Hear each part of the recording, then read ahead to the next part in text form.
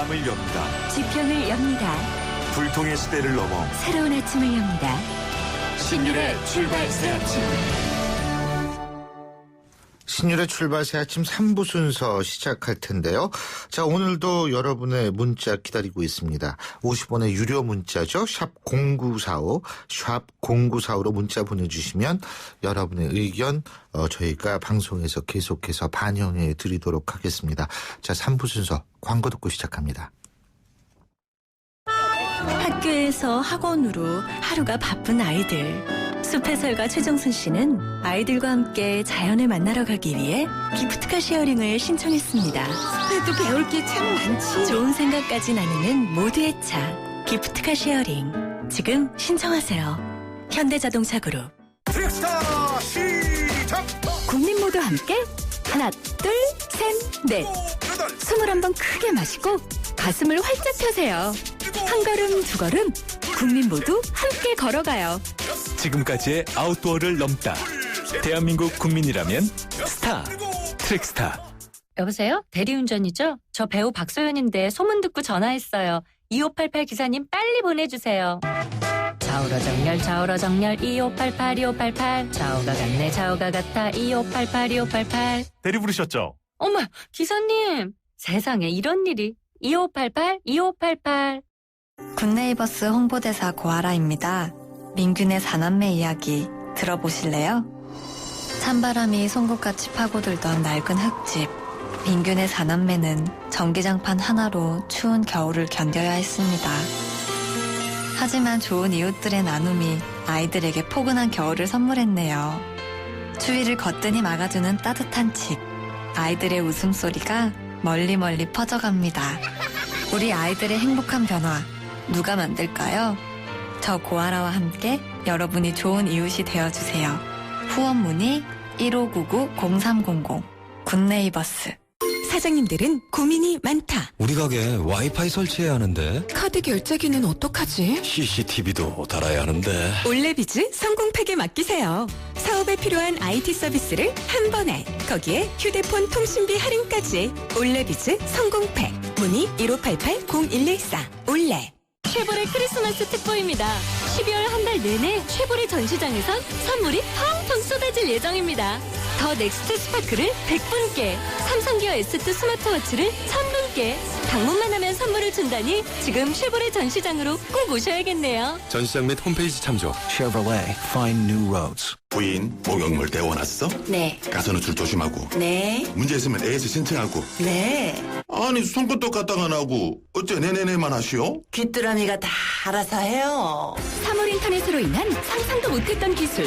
대한민국 IoT 보일러 귀뚜라미. 심지어 실내 온도 조절기만 바꾸면 돼요.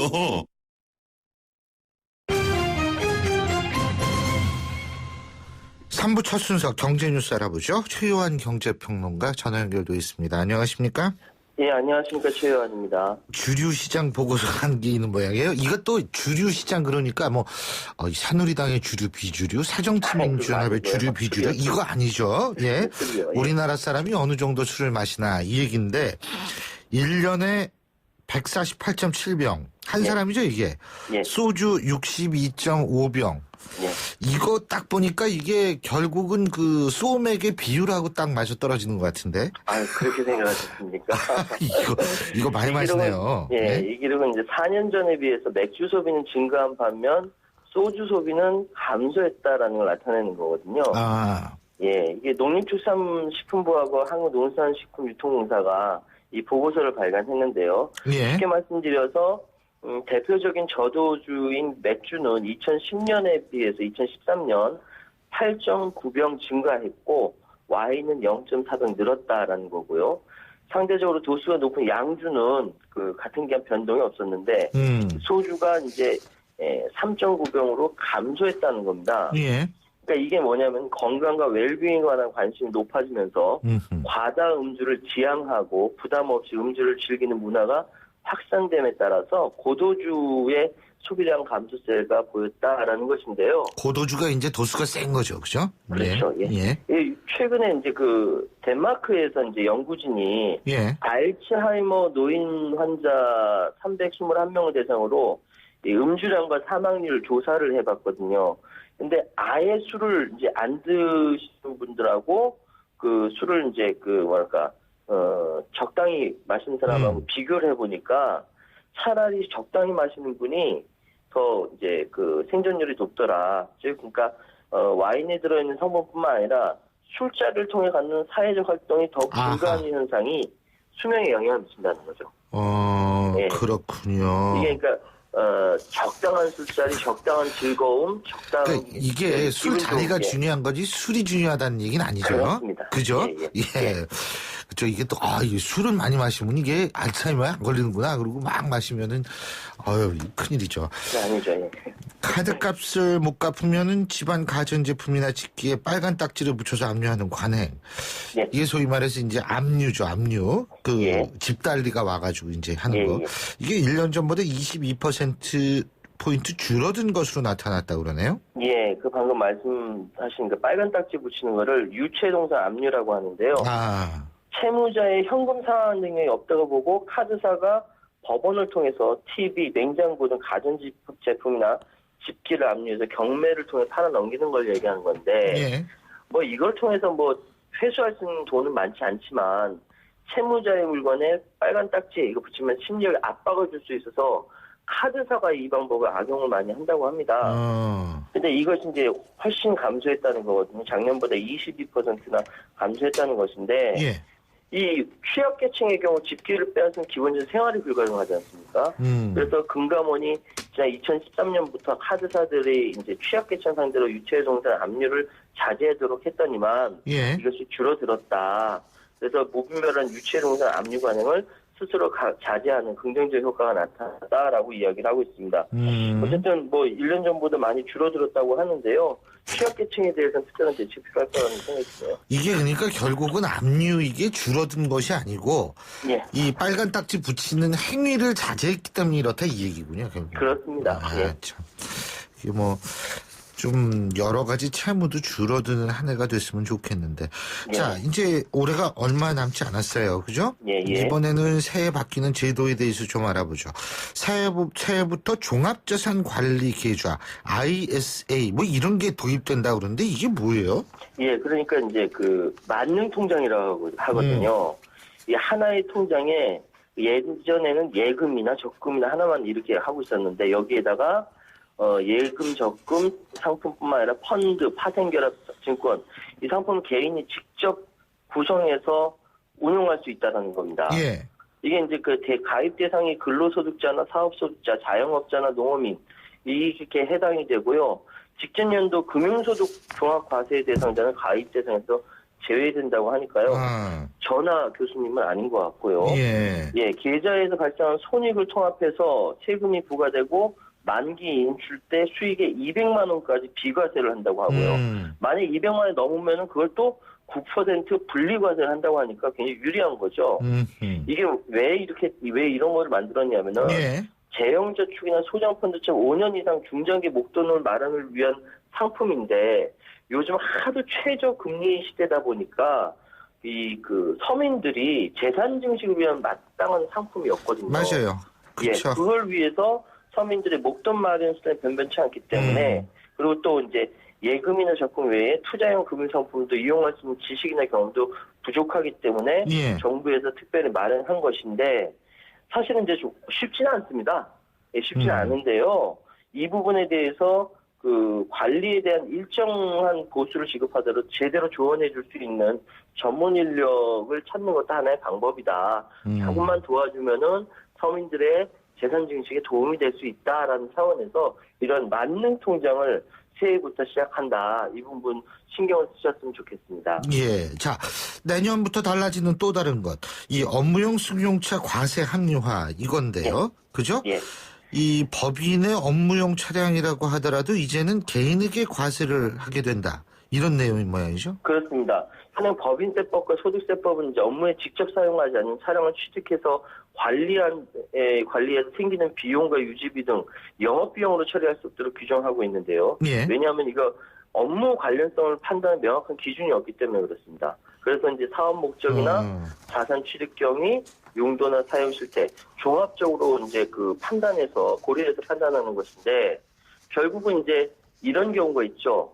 예를 들어서 8억짜리 페라리를 들어와서 업무용으로 신고하고 개인 사용하는 겁니다. 그런 사람들 있죠. 굉장히 많습니다. 이렇게 연간 수입차 찰세 규모가 놀라지 마십시오. 1조 3천억 원이나 된다고 합니다. 안 놀래요. 왜 그러냐면 이게 중소기업 하는 사람들도 다 이 짓해요. 보면. 그렇죠. 예. 이게 개인 사업자들 그렇고요. 대기업 오너, 고위임금들 다 이렇게 그 법인 업무용 차량으로 구입하는 사례가 적지 않은데 이걸 딱 잘라서 어떻게 이제 그 규정을 해놨냐면은 승용차 관련 비용이 연간 1,000만 원 이하인 경우와 이를 초과하는 경우로 구분한 겁니다. 그러니까 보통 이제 고급 승용차 같은 경우 1,000만 원 다 넘거든요. 그렇죠. 그럴 경우에는 이제 과세를 하게 되고 그 이하일 경우에는 이제 그 과세를 하지 않는데 다만 1,000만 원 이상이라 하더라도 임직원 전용 자동차 보험에 가입하고 운행 기록 작성을 해야 한다는 소리죠. 그래서 이제 비용은 이제 업무 사용 비율에 따라 인정하는데 이 감가상각비가 연간 800만 원 이상인 경우에는 매년 800만 원까지만 비용이 인정한다. 한도를 초과하는 금액은 다음 연도 2월 돼서 비용이 인정한다라는 것인데 쉽게 말씀드리면은 이게 법인 차량을 운영하면서 비용을 이렇게 제공받으면 그거를 그 사람의 일종의 보수로 규정을 하는 겁니다. 보수로 규정해서 거기에 대해서는 세금을 내라라고 얘기하는 것이고요. 이거는 상대적으로 굉장히 합리적으로 규정해놨다라고 이야기할 수 있겠습니다. 예, 잘 알겠습니다. 오늘 말씀 여기까지 듣죠. 고맙습니다. 예, 감사합니다. 예, 지금까지 최요한 경제평론가였습니다.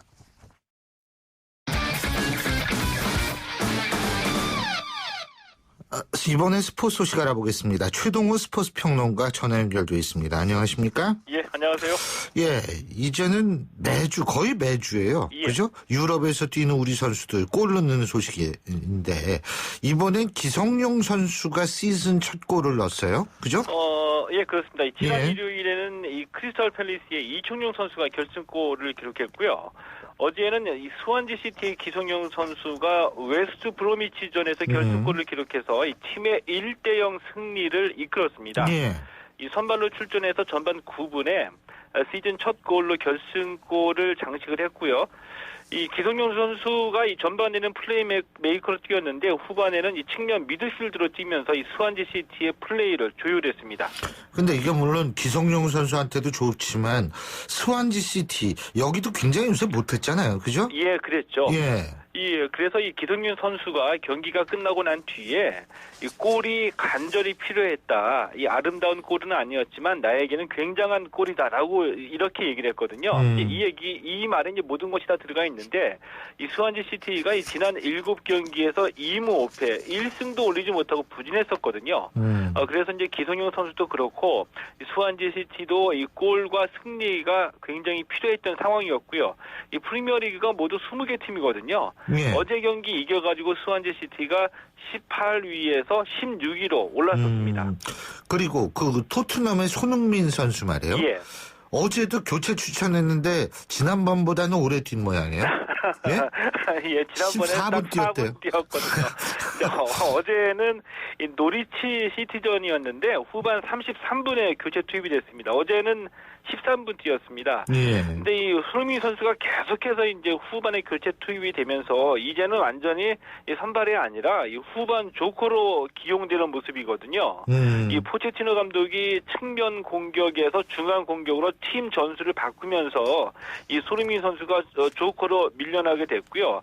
이 프로 세계에서 경쟁은 피할 수가 없다고 봅니다. 이 때문에 예. 이 손흥민 선수가 이 중앙 공격 전술에서 자신의 역할과 이 자리에 빨리 적응해서 이 골을 터뜨리는 것만이 이 선발 자리를 꿰찰 수 있는 방법이라고 봅니다. 아유, 참 이것도 피를 말리는 경쟁이겠어요. 예, 그렇죠.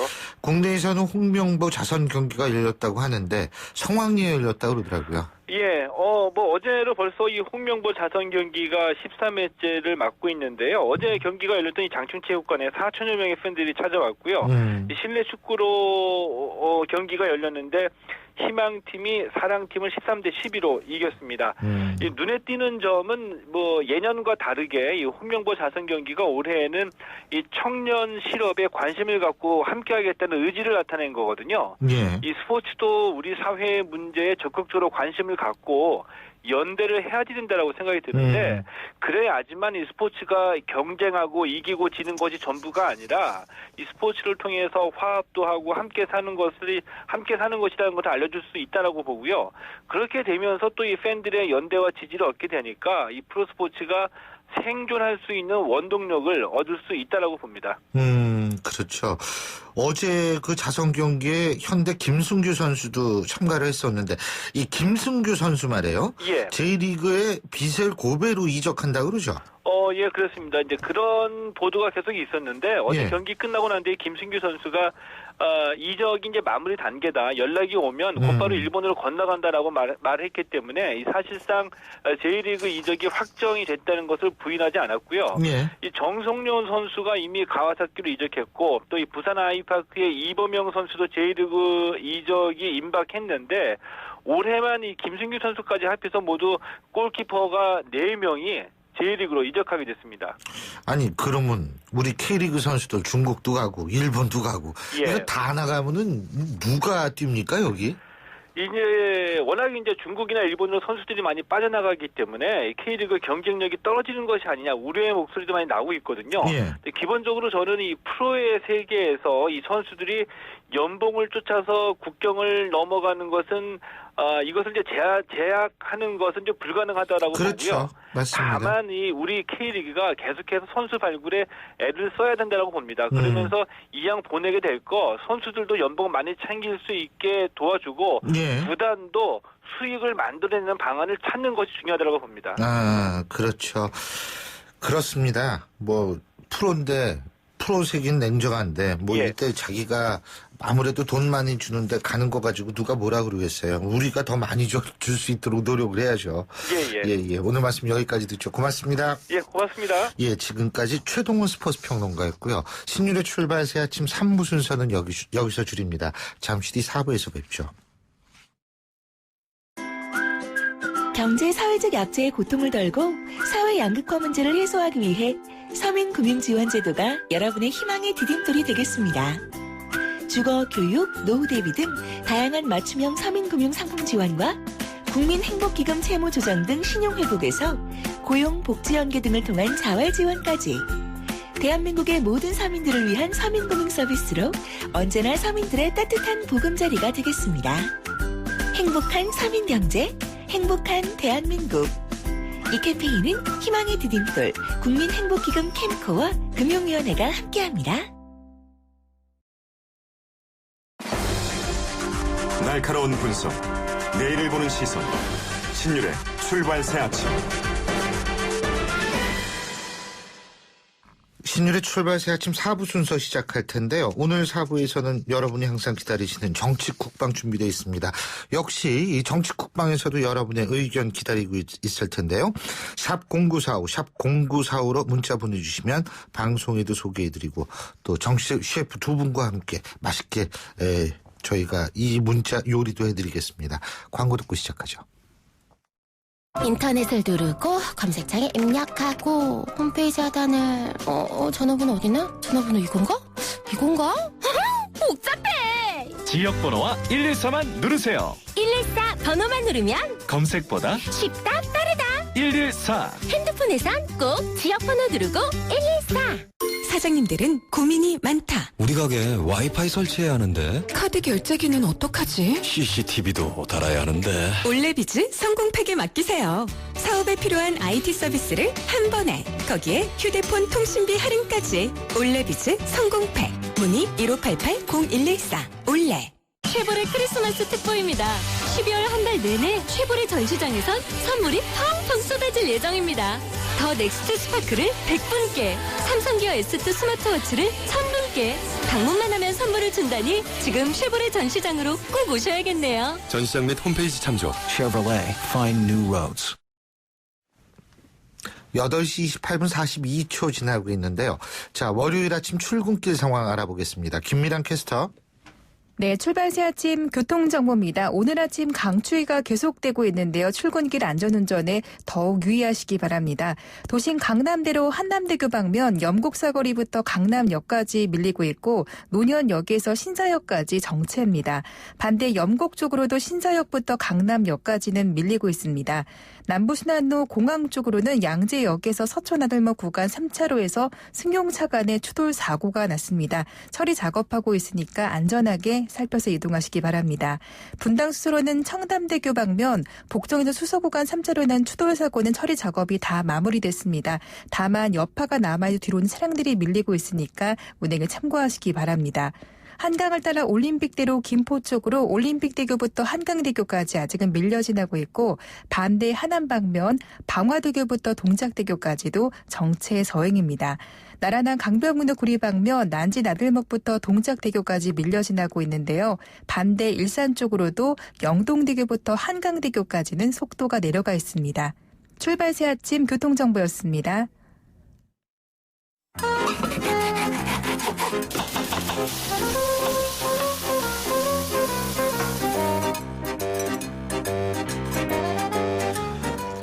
온 국민 정치 요리쇼 정치국방 식사 한번 합시다. 이 국방 먹방의 시대입니다. 그래서 이 민심에서 진짜 점점 더 멀어져서 어디까지 멀어지나, 예? 이러다 우주 바깥으로 나가는 것 아닌가라는 걱정까지 드는 정치를 여러분께 맛있게 만들어드리는 그런 시간이죠. 정치국방 식사 한번 합시다. 오늘도 함께해 주실 두 분의 정치 셰프 소개해드리겠습니다.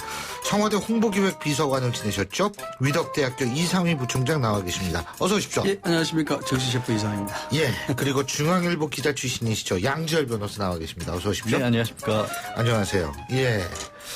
아유, 뭐, 요새 할 얘기가 굉장히 많은 것 같지만 또 이렇게 자세히 들여다보면 변화가 없어요. 그렇죠. 그죠? 많은 것 같지만 많지가 않은. 별 할 얘기도 없고. 매주 똑같은 얘기를 하는 듯한 느낌을 주는. 예.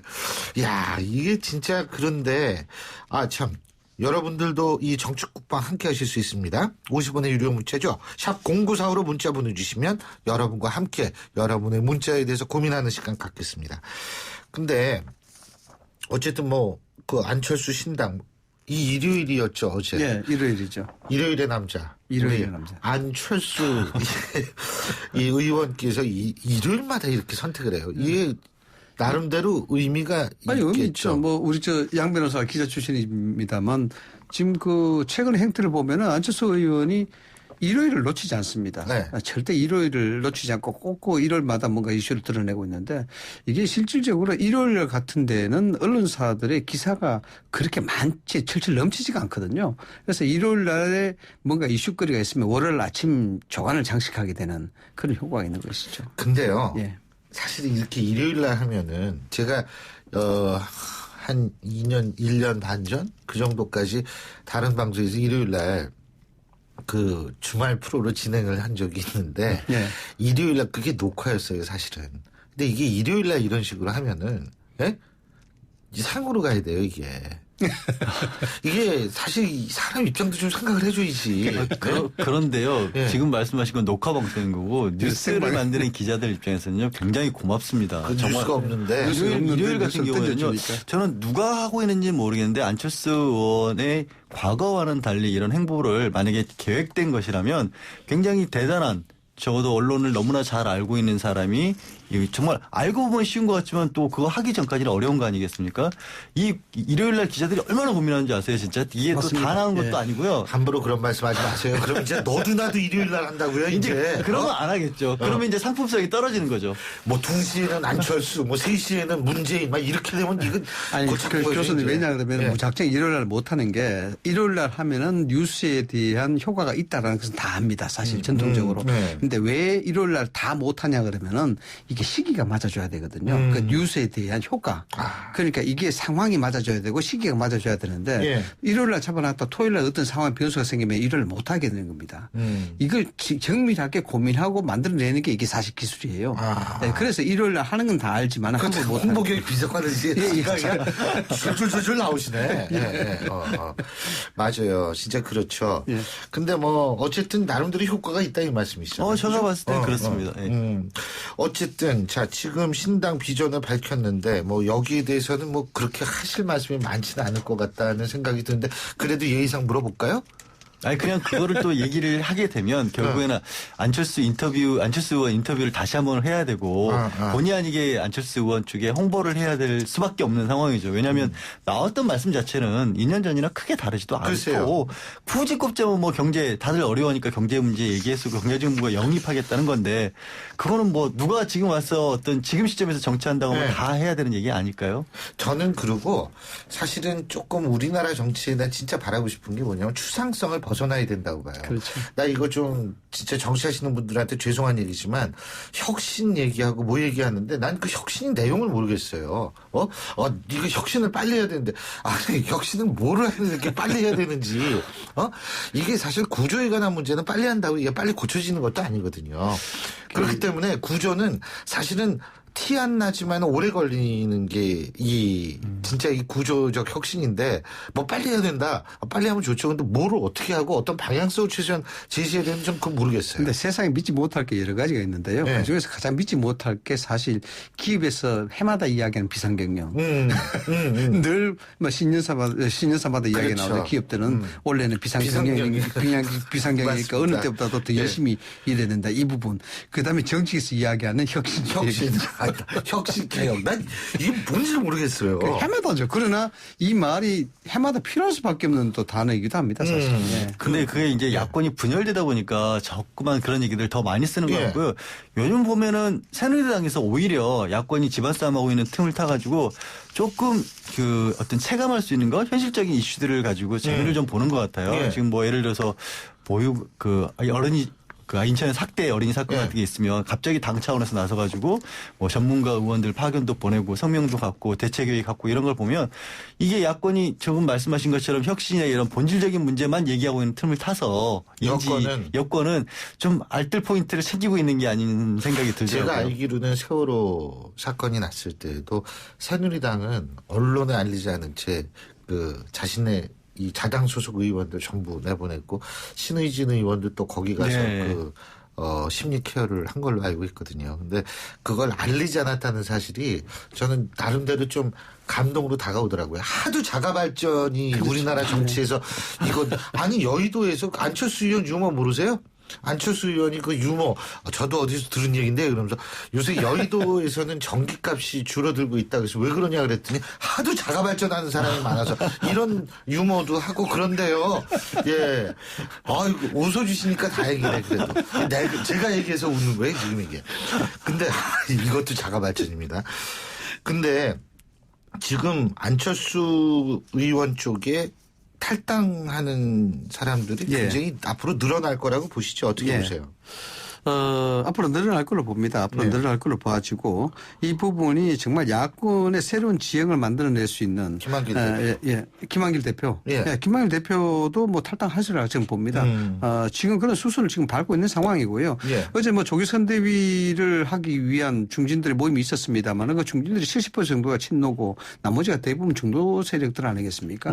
그런 것들은 문재인 당대표 체제를 갖고 가기 위한 것 하나. 그다음에 탈당이나 분당 세력들의 명분을 희석시키는 거 하나. 이런 두 가지 이유를 가지고 아마 어제 긴급 자담회를 하지 않았나 그렇게 생각이 들고 지금 패턴이 분명히 바뀌었습니다. 12월 초창기만 하더라도 친노 패권에 따른 탈당에 대한 부분, 분당에 대한 위험성 그리고 그에 대한 공천권 문제 이런 문제가 좀 많이 다뤄졌다 그러면 지금은 뭐냐 그러면 야권 지형을 어떻게 할 것이냐 이에 따라서 정계 개편을 할 가능성도 있다라는 큰 아젠다로 지금 많이 바뀌고 있거든요. 그 가운데서 김한길 의원이라든가 박지원 의원의 행보 그리고 그 역할 이런 것들을 지금 모색하고 있는 듯한 보입니다. 그렇죠. 어떻게 양 변호사님은 지난주하고 좀 바뀐 상황이 있다고 보십니까? 이번 주에는 최재천 전 정책위의장이 탈당할 것이다 이런 기사 나오고 있던데. 아무래도 이제 김한길계로 분류가 되는 분이다 보니까 그리고 이제 생각보다 이게 처음에 안철수 의원이 일으켰던 지각 변동까지는 아니었는데 이게 균열이 야권에 있던 균열 자체가 굉장히 컸던 것으로 보입니다. 그러니까 균열이 크다 보니까 처음에 봤을 때는 왜 그런 거 있지 않습니까? 댐 무너질 때 주먹 하나 구멍 나면 댐 무너진다고.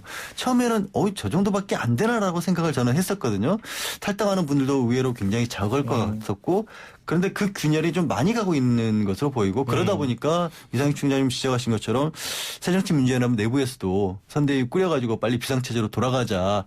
그렇게 해서라도 좀 땜질을 하지 않으면 진짜 큰일 나게 생겼거든요. 근데 이게 한 가지 생각해 봐야 될 것은 정치권 내부의 논리랑 또 그래도 밖에서 야권을 지지하는 사람들의 볼 때의 논리가 좀 다른데 만약에 선대위 체제가 저는 정상적으로 출범을 하고 뭔가 문재인 대표가 그래도 호응할 만한 얘기의 어떤 대책 같은 걸 내놓는다면 실제로 김한길, 박지원 의원이 또 그렇게 막 크게 움직이시기에는 또 입지가 접어들어 버리거든요. 그런데 문재인 대표의 사퇴가 전제인 상황에서는 제가 볼 때에는 본인들이 일단 그 얘기를 뱉어버렸고 그러니까 제가 볼 땐 큰 저거는 없지 않을까라는 생각이 들거든요. 사퇴까지 아니더라도 뭔가 정말 일선의 산발자 물러서는 모양새만 보여도 되지 않을까요? 근데 저는 부족할까요? 개인적으로 뭐냐면 정치도 사람이 하는 거기 때문에 사실은 박지원 의원이라든지 박지원 전 원내대표라든지 아니면 김한길 전 대표라든지 이런 분들이 친노 패권주의 친노에 대해서 사실상 상당히 신뢰를 못 갖고 있다라는 식으로밖에 받아들일 수가 없거든요. 그러니까 그 연원보문은 지난번에 대선 후보 경선 때까지 올라가는 거 아니겠어요? 그렇죠.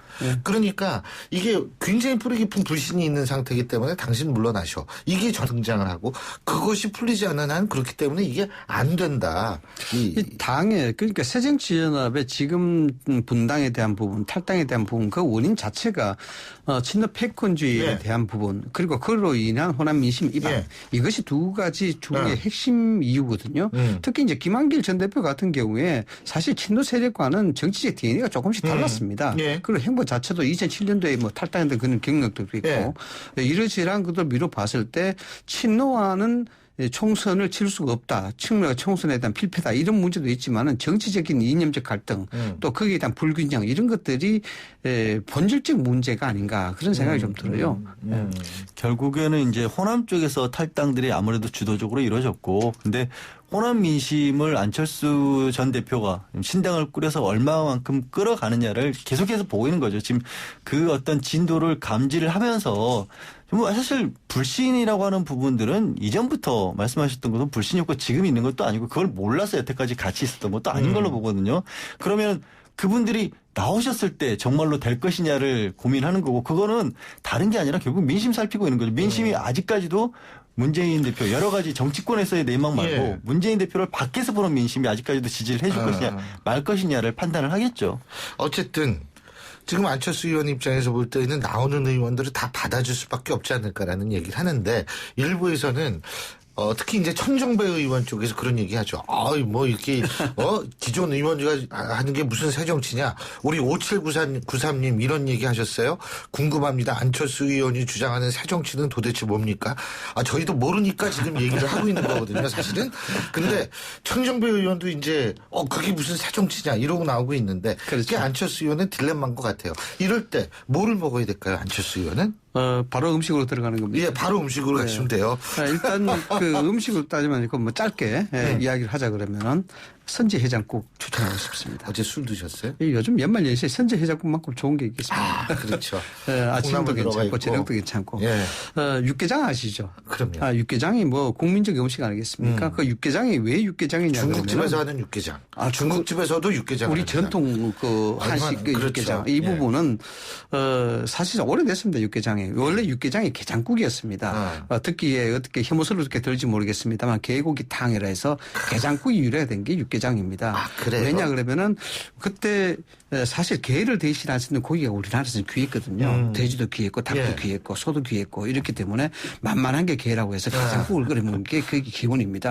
그런데 조선 후기를 넘어오면서 게를 먹는 것은 인간의 도리가 아니다. 이런 여론이 있었어요. 그래서 이걸 대체하기 시작한 게 소고기였습니다. 그래서 육개장에서 육개장이라는 게자는 아직까지도 개견자입니다. 그래요? 그 의미가 육개장입니다. 그 육개장에서 유래된 음식들이 여러 가지가 있는데요. 본질은 같죠. 본질은 같은데 유래된 게 따로국밥.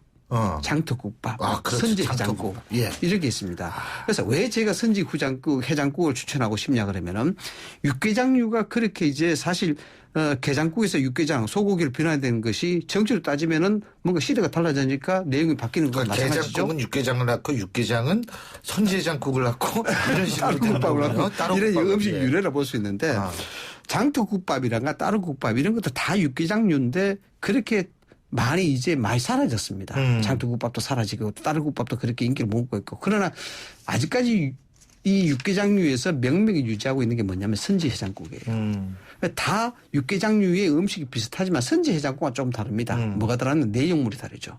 소피가 들어갔기 그렇죠. 때문에 그 하나 차이로 인해서 선지해장국은 늘 아직까지도 애주가들한테도 사랑을 받고 있고 서민들의 음식으로도 사랑받고 있습니다. 뭐냐 그러면은 안철수 의원의 신당이라는 것은 어차피 육개장류에서 비롯된 겁니다.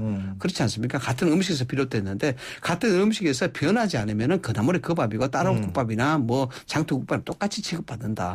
그러나 그래도 나름대로 색깔을 독특하게 유지하고 만들어 가려고 사랑을 받으려고 그러면은 내용을 달리 해야 된다라는 것이죠. 정치에 대한 본질은 같다 하더라도.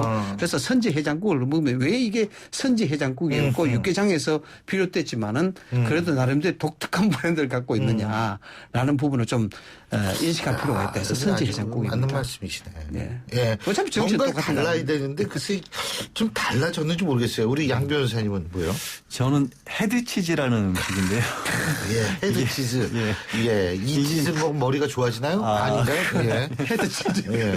아니 이게 좀 낯선 음식입니다. 사실 우리나라에서 굉장히 뭐 낯선 음식이고요. 저도 뭐 거의 먹어본 적이 별로 없고요. 예. 근데 이거가 뭐냐면 머릿고기예요. 그러니까 치즈라는 이름이 붙어서 이게 뭐 그 우유 가공품처럼 생각할 수도 있는데 뭐냐면 돼지고기 머리를 푹 구워가지고 그 머리에서 살하고 이렇게 좀 발라낸 다음에 젤라틴 성분이 있는 거랑 같이 끓인 다음에 향신료를 넣어서 냄새나는 거 좀 없앤 다음에 테린이라고 하시죠. 이제 교수님도 아마 독일에서 드셔봤을 텐데 식힌 고기, 고기 끓인 다음에 그걸 식혀서 부친 그 고기 일종이거든요. 우묵이라고 우묵처럼 만들어 놓은 거죠. 그걸 차갑게 만든 건데 주 재료가 돼지 머릿고기인데 우리나라 머릿고기 수육하고 조금 다른 게 뭐냐면 우리는 돼지 머리를 통째로 삶은 다음에 편육에서 꾹 눌러서 만들지 않습니까?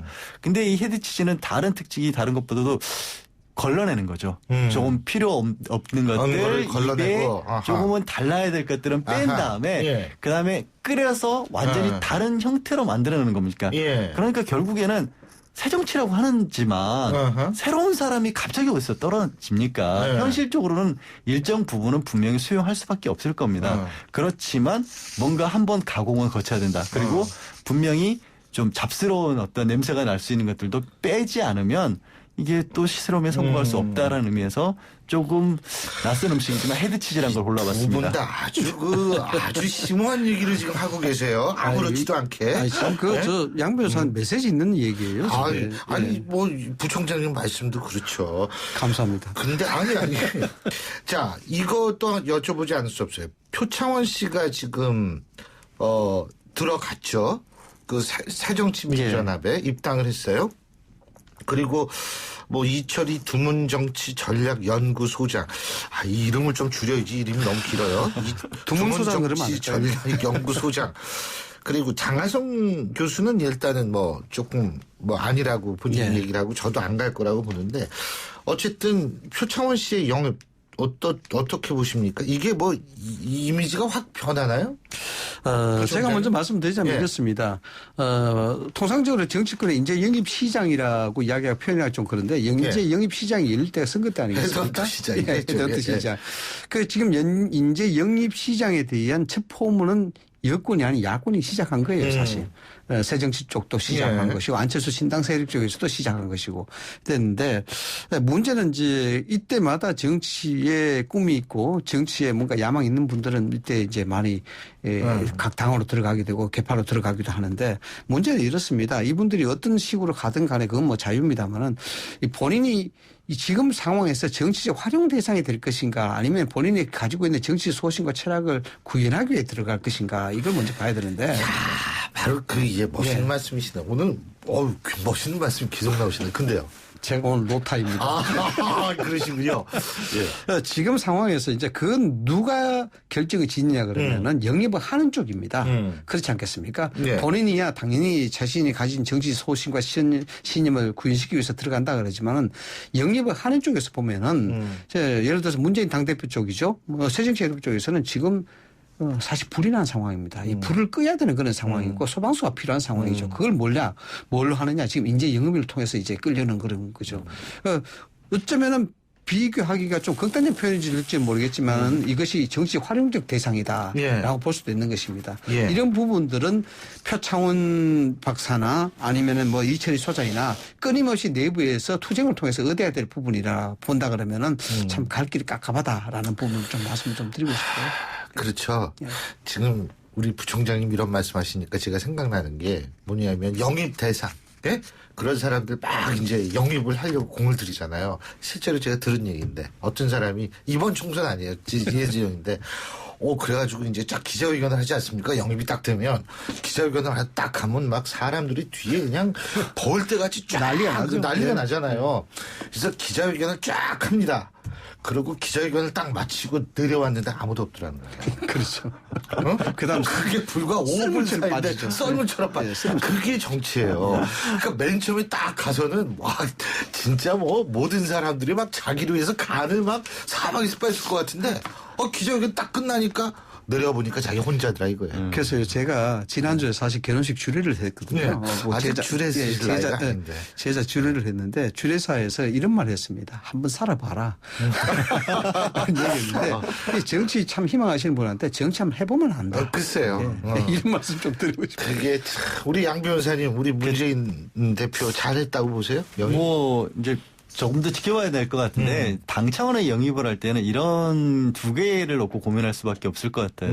밖으로 대중성을 굉장히 잘 확보하고 있는 분을 끌어들여서 당에 대한 전체적인 어떤 지지율을 높이는 방법, 그거를 꿰매는 방법과 또 하나는 실력인가 뭔가 일을 하기 위해서 각 분야의 전문가라고 볼 수 있는 사람들 있지 않습니까? 내실을 취하는 방법이 있을 수 있는데 지금 문재인 대표는 어쨌든 전국적인 지명도가 있으신 분, 저도 개인적으로는 굉장히 좋아하고 이분이 나오는 방송 같은 것도 즐겨봤던 표창원 교수님을 뽑았는데 과연 표 교수님은 어디에 들어가는 인물이 될 것이냐. 대중성 때문에 어떤 홍보 전략적으로 끌어들인 인물이냐 아니면 당 내에서 뭔가 정말로 역할을 하고 새정치민주연합이 가지고 있는 현재 분야, 내용 이런 것들을 극복하는 데 도움이 될 분이다.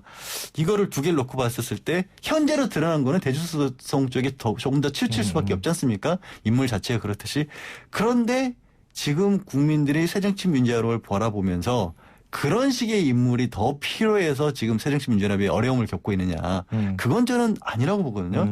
문재인 대표 개인으로 봤었을 때도요. 대중적 지지도 하나만큼은 대선 때도 그랬었고 지금도 그렇게 떨어지지 않아요. 그런데도 지금 당 전체 지지율이 굉장히 바닥인 것이고 그리고 당의 혼란을 극복하지 못하고 있다는 걸 보면 저는 지금 조금 다른 쪽에 좀 신경을 좀 쓰셨으면 싶은 생각이 듭니다. 1530님이 이런 문자 보내주셨습니다. 진정한 혁신은 여야가 서로 당리당략 얽매이지 말고 하루라도 일을 하지 않으면 생기가 막막한 진짜 서민을 위한 정책을 내놓는 것이 아닐까요? 200% 동감합니다. 8192님 출연하신 두 분 중에 영입 제안 받으신 분 없으신가요? 제가 대신 말씀을 드리겠습니다. 영입 제안을 받았으면은 방송 출연 못해요. YTN은 절대로 그거 못하게 합니다. 예? 만일 배신을 때렸다. 그때는 소정의 응징이 당연히 가죠. 그 방송은 절대로 정치 이용돼서는 안 된다. 이것이 저희의 가장 중요한 방송 철학입니다. 예. 이렇게 이제 압력도 넣고 막 이러는 것이 이제. 압력을 받았습니다. 예.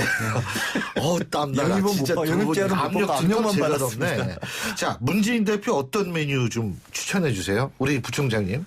따로국밥이요. 따로국밥. 어제 닭국밥. 아까 이제 아까 뭐였지?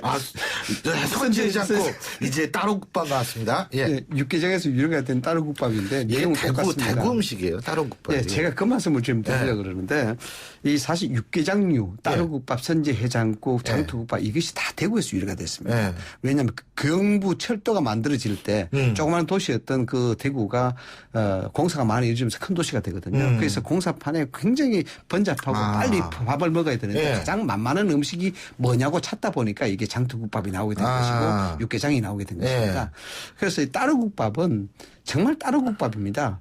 육개장 국물 뜨려고 줄을 따로 쓰고 그다음에 밥을 먹기 위해서는 밥줄에 다시 써야 되는 그래서 따로국밥이라고 그래서 별로 대중들한테 그렇게 인기를 못 얻던 음식이 따로국밥입니다.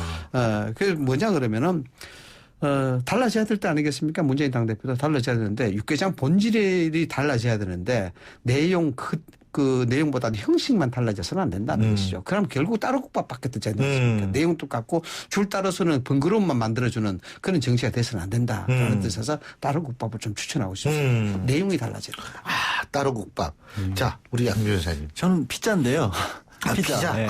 피자를 이름을 붙일 때 많은 사람들이 위에 토핑에 뭐가 되느냐에 따라서 야채냐 햄이냐 뭐 각종 뭐 재료가 들어가는 것에 따라서 이름도 달리하고 그게 피자의 본질인 것처럼 착각하는 경우가 있는데 하지만 결국 피자의 맛은 반죽이라는 도구하고 무슨 치즈를 쓰냐는 거죠. 위에 올라가는 것은 잠깐 눈에 보이는 거지만 진짜 맛을 좌우하는 건 그래도 속에 있는 반죽이거든요. 문재인 대표께서도 그 부분을 더 신경을 써주셨으면 좋겠습니다. 위에 올리는 거에 치중해서 인재 영입하시면 또 좀 문제 생깁니다. 아, 그렇군요.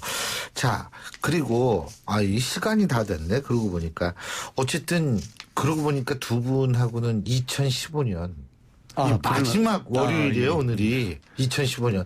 내년이 되면 2016년 월요일 날 맞죠? 1월 4일이 월요일 맞죠? 2016년에 뵙게 되는 건데 2015년 한 해 동안 두 분하고 참 여러 가지 음식을 많이 만들면서 많이 만들었죠. 아유, 참 두 분 진짜 오늘 여러 가지로 고생하셨다는 말씀 대신 드리고 싶고요.